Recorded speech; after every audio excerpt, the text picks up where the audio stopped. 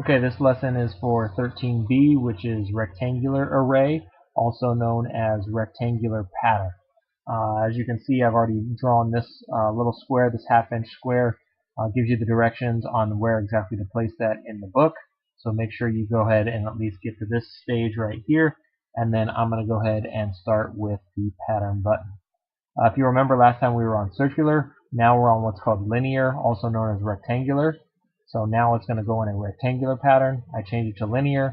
I have to tell the computer what it is exactly I want to copy in the rectangular pattern. And it's just this one little box right here. So I hit enter.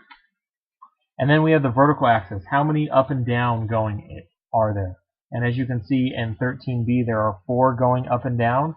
And it looks like there are 5 going horizontally. So I'm going to change that to 5.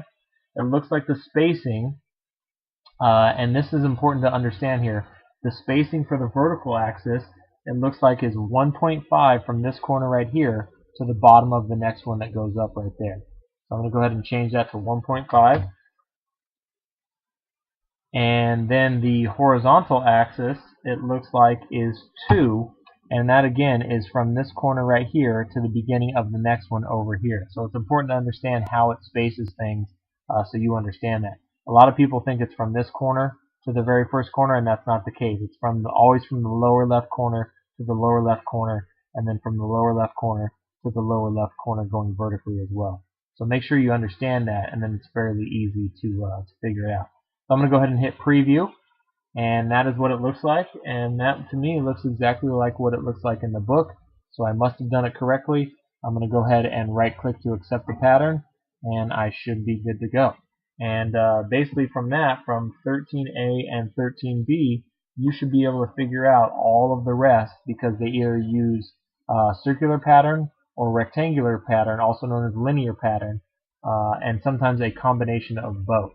So have fun with 13C, 13D. You make a nice little placemat.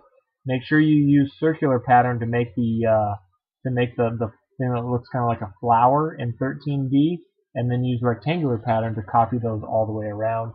And then in 13E, that's very similar to what we just did here, with the exception that now you're going to have to put in an angle right here, and it's going to make the angle that it shows you in 13E. So make sure you understand both circular pattern as well as linear pattern, and lesson 13 should be a breeze. We'll see you again for lesson 14.